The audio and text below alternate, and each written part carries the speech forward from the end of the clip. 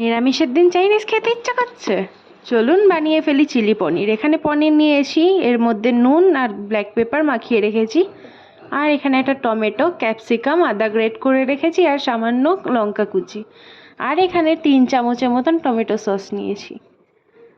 তারপর আমি এই পনিরটার মধ্যে 2 চামচের মতন কর্নফ্লাওয়ার মিশিয়ে নিচ্ছি। তারই মধ্যে এখানে কড়াইটা গরম করতে বসিয়ে দিয়েছি, আর তার মধ্যে তেল দিয়ে দিলাম। তেল দেওয়া হয়ে গেছে, তেলটা যতক্ষণ না গরম হয় আমি পনিরটাকে ভালো করে মাখিয়ে নেবো কর্নফ্লাওয়ারটা দিয়ে।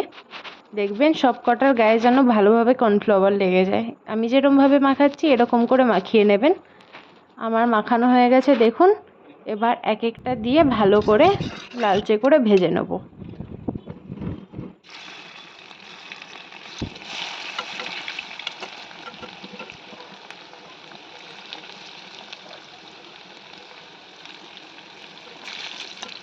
দেখুন আমার পনিরটাও কি সুন্দর লাল লাল করে ভাজা হয়ে গেছে। ঠিক এরকমভাবেই পনিরটা ভেজে এক এক করে তুলে নেবে।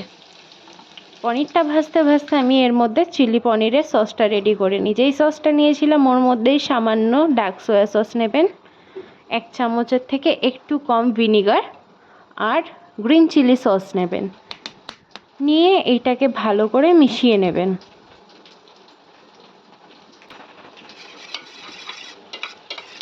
আপনারা চাইলে এর মধ্যে 1 চামচের মতন জলও দিয়ে নিতে পারেন,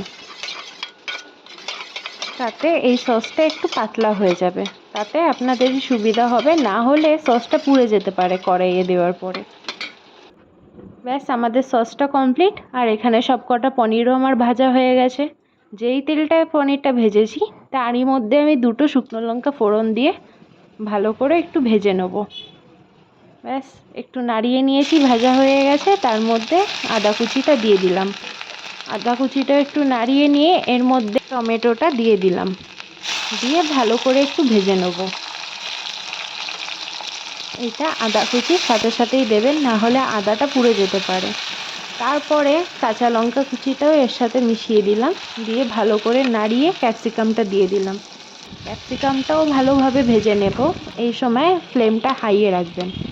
আর টমেটো সসটাও দিয়ে দিলাম, দিয়ে এর মধ্যে সামান্য একটু জল অ্যাড করে দিয়েছি। আমি তখন জল দিতে ভুলে গেছিলাম, তাই নাহলে সসটা লেগে যেতে পারে। দিয়ে ভালো করে এটা যেই দেখুন সাইড দিয়ে তেল ছেড়ে যাবে, সামান্য স্বাদ মতন চিনি দেবেন আর গোলমরিচ দিয়ে ভালো করে মিশিয়ে নেবেন।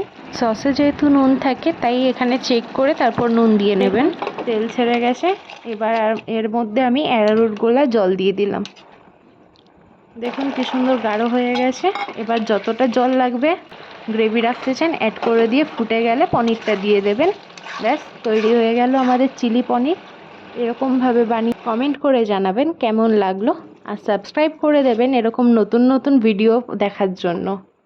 আর লাইক করতে ভুলবেন না। ব্যাস দেখা হচ্ছে নতুন একটা ভিডিওর সাথে।